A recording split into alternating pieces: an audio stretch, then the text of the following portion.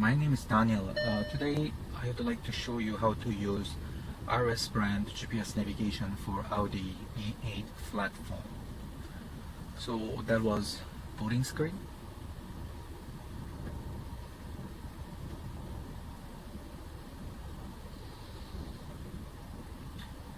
For initial booting, it takes about 30 to 40 seconds to boot up. So here's the main interface. The clock here, it's GPS synced, so once it gets proper signal, it will automatically update to the your local time.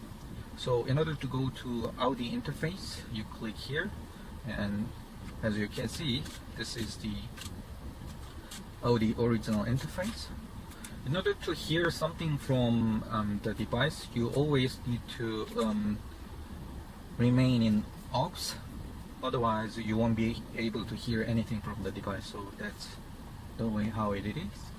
And in order to go back to Android, you just click on the screen and it will get into Android launcher.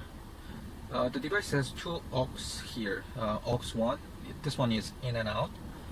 That means you can connect up with the any kind of video devices that has an output on it, like a DVD player, and then it has its own output which relays the signal, so you can send out the signals to other monitors, like the headrest mounting monitors for your kids in the backside or something like that. So this aux does do that function, and aux 2 input is for your 360 surround view or your front cam. So it has two aux, and the main Bluetooth app is this one, and there is our own proprietary settings here, and this is volume adjust app. So in order to connect to Wi-Fi and setting up the proper date and the Bluetooth, you go to rear sun setting, and you can change brightness here, system volume here, but I wouldn't recommend to use these two. Instead, you can use, for the brightness, you can use the notification bar dragging, and then you can use this one. This one works better than what is in rear sun setting. And the system volume here is deactivated. It's replaced by the volume adjust app here, so you should use it. We'll show how to use it later. Otherwise, everything else is working. Bluetooth setting, here you can connect to the Bluetooth. Sometimes when the Bluetooth is not working, you need to reset the Bluetooth, but in order to reset the Bluetooth, you need to connect it to any kind of data network over your cellular data network, or ideally Wi-Fi, because the Bluetooth is getting some kind of authorization from the manufacturer. So whenever we are resetting Bluetooth, the device must be connected to internet.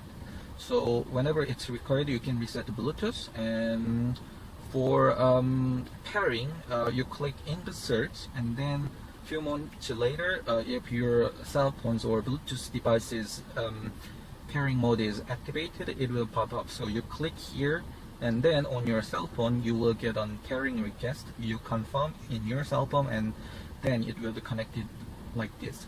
And then Wi-Fi setting is pretty much stock Android one, and data setting is also pretty much Android default.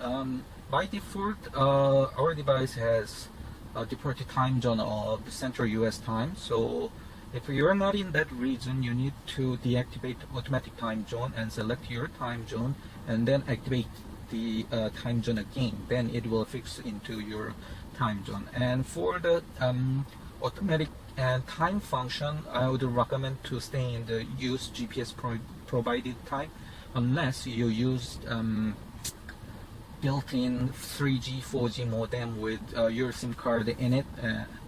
Otherwise, because if you choose use network provide time, then it could likely crash the Google app. That's a small bug that we are experiencing now, and we are trying to fix.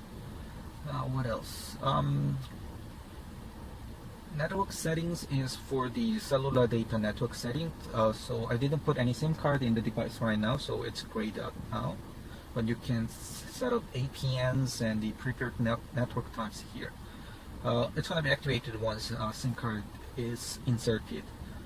Video in motion lag is nothing but just if you uncheck this thing, it will prevent showing any kind of videos, something like that, while in driving. So it's up to you. If you think it's not safe to watch any kind of video while driving, you just uncheck this. Otherwise, you have it checked. And reverse trajectory is it's called parking guideline. It's this. When you reverse, as you can see, the parking direction guideline is working. If you don't want to see this, you can hide it, and then it's not there, right? It works like this. And turn up the displays is just to turn up the display, like night driving. You don't want any big screen to shine out. You just can turn up the display. You say yes, and then you touch again, it will come back alive. System upgrade is just to check the system version, serial numbers, and etc. It really does nothing for the OTA update or something like that. And the restart system is just to restart the system. You click yes, and then the device will reboot. And restore is it's restore the factory default settings, so all the user data will be erased. Navigation app choices, it's here to use iGo 9 Map or Google Maps, so I recommend the Google Map as your default app choice, but apparently I think this was intended for the older launcher, so it has nothing to do with the current launcher. Reverse view setting is just to say whether you have Audi's original reversing backup camera or you have aftermarket backup camera. So in this vehicle I have aftermarket camera, so I choose equipped with a camera. And then parking later settings, so if you have Audi's on parking later, it can be displayed. So if you have parking later, you see the car image here, the later will be displayed here, but in this vehicle I don't have any parking later, so I will just hide it. And then startup interface setting is, main interface is showing you Android after it booted up. You can choose original car interface if you would like to see the original screen after the device has booted up. So this is how you set it. And music on the background, that is like when there is any kind of navigation guidance voices. If you don't want to listen to music, you want it to automatically stop the music, or you are getting guidance from the navigation voices, you choose yes, otherwise you choose no. Navi button settings. So for the Audi 8.5, there's an Navi button on the steering wheel. It is to choose what function will be called on once the Navi button on the steering wheel was clicked. But I'm not sure if it's working in this current state, because we had a little bit of a bug with the buttons, so we deactivated. But at least the volume thing is working. See, the volume control is working. Overall display time is like for this one, I mean the climate control, so it will disappear in 5 seconds after you click it. You can choose either 15 seconds if you need more time, or you can just completely hide it by choosing not show. Volume control key is to whether control the Android's volume itself. So if you disable it, and you're not gonna see the Android volumes, overlay setting screen. But I would recommend making an enable, because usually the device has booted up, the volume from the Android itself is limited to 80%. So in order to have the full experience, it's better to have this volume control key option available. Park radar key is actually, I have no idea. I think it has something to do with the parking radar equipped vehicle. And the car style here does nothing with this launcher. It should has to be fixed later. I mean, I know there's a lot of things are broken here, and there's a lot of broken Englishes, but we are trying to fix it as soon as possible. So once Bluetooth is up and running. This is the Bluetooth application. You can access to your phone book if you gave the authorization in your phone to share the contact data, or you can see your core history or redirect to recent one. And the dial pad, this is new one. In previous testing versions we had different dial pad, but we found that's rather difficult to use, so we implemented this regular style dialing pad. And what else? Yes, Bluetooth music. Bluetooth music is controlled here, so let's play music. I mean, for some phone, if we just click the play here, it will get it. Yeah, like mine. So it's playing Bluetooth music. You can stop it, and you can play it again, and you can go to the next. Eventually, I want to make this function available over the left side steering wheel buttons, but we're working on it. And that's for the Bluetooth. And the volume adjust, yes, this application is to control volume for separate applications. Stream music on the top is for the general volume, so I would recommend to leave it like 15. And stream voice call is when you're using the SIM card and built-in modem, you can adjust your voice call volume here. Stream Bluetooth SEO does nothing. Stream Link is the linger volume for the built-in cell phone modem, and Stream System is system notification sound. And Stream Bluetooth music is what is reserved exclusively for the Bluetooth music streaming volume. I would always recommend leaving 60 because the Bluetooth volume is already too low in my opinion. And other things, Stream Bluetooth phone, this is the volume of your voice call over Bluetooth, so I would recommend something between 3 and 5, otherwise it's too loud. And one important thing is you always have to kill this volume adjust step completely, like pressing here and swiping to the right. Otherwise, if the application is alive in the background, it tends to mess up with the system volume and put the system volume at 0. We are trying to fix it, but apparently it takes some time. Otherwise, it's fine. And let's go to the Android menu. Well, everything is pretty much as it is. Oh well, this is another bug. It should have to be like that.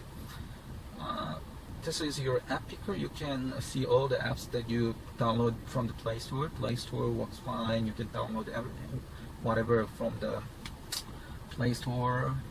By the way, the Wi-Fi of this device is not really intended to connect the home Wi-Fi you might have in your garage or near your home. So the maximum the Wi-Fi range is only 20 feet. The Wi-Fi is there to connect the hotspot, but not the external routers in density. So don't complain me about the short Wi-Fi range. I mean, it's as I said, intended for the in-car use, but not exterior car network connection or something like that. So Play Store works there like this, and the Android setting is all over here. I just want to tell you, do not touch Bluetooth section.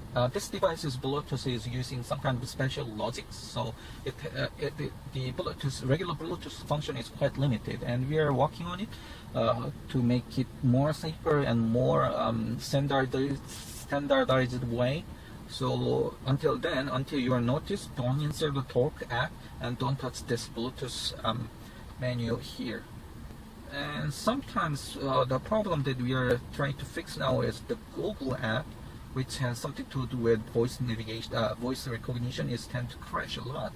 So one of the solution is to give permissions to the app. So in the setting, go to apps and go to Google, and at the permissions, give all the permissions that it requires. It should have gotten its own permission by itself, but in some firmwares I found it's not working. So we're trying to fix it, but apparently I think we need some extra help to fix it. And for other things, for location, leave the mode on the device only. Otherwise, there will be some problem with also again with the Google app.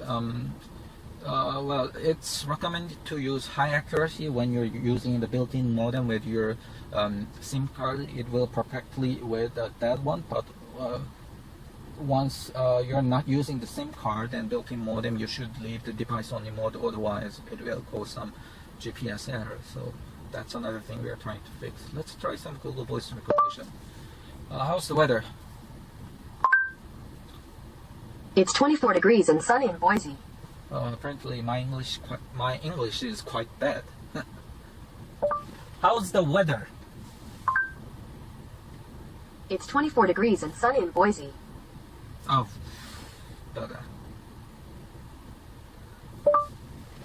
navigate to home. Okay, home. Here we go. So as you can see, the whole Google Voice navigation thing is working, and you can switch to Google to hear what's going on your feed. So this is how the parking direction guideline is working. And let's run the Google Maps driving mode.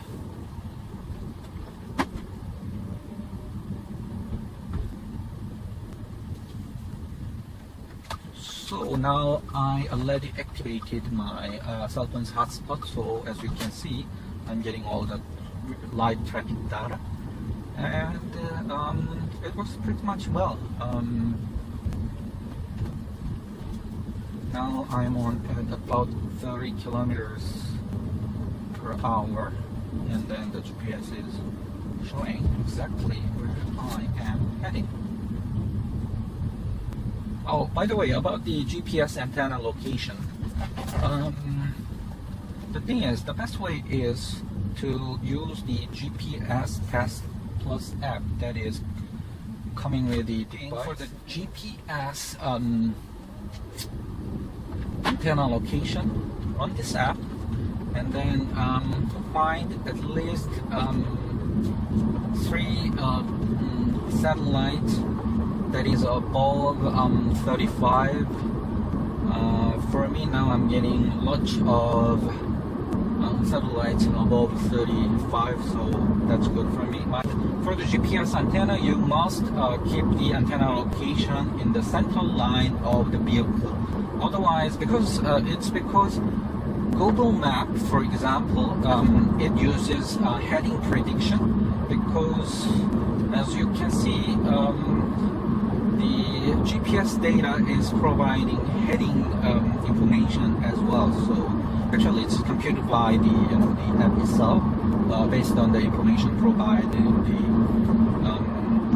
from the satellites. But anyway, Google Maps uses heading prediction, and if you use your GPS antenna skewed either to left or right, and it will the heading prediction will think that you're likely to turn your heading to where your GPS antenna is skewed. So it's pretty much important to keep your GPS antenna along the central line of the vehicle. So if you want to listen to your Google Play Music, there's Google Play Music.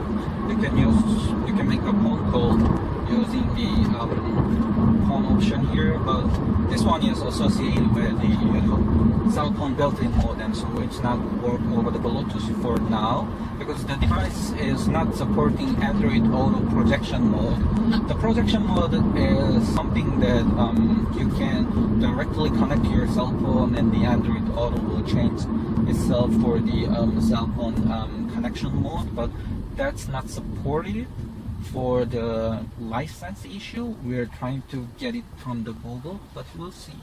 And the Google Android Auto navigation is working like this. So this is how Android Auto is working.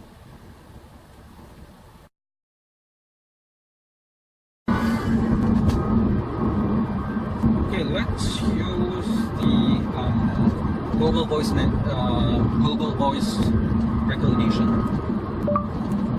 Navigate to home. All right, home. Let's go.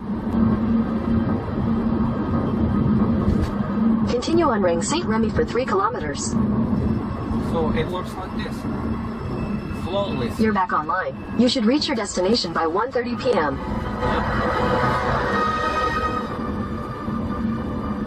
So this is how it works.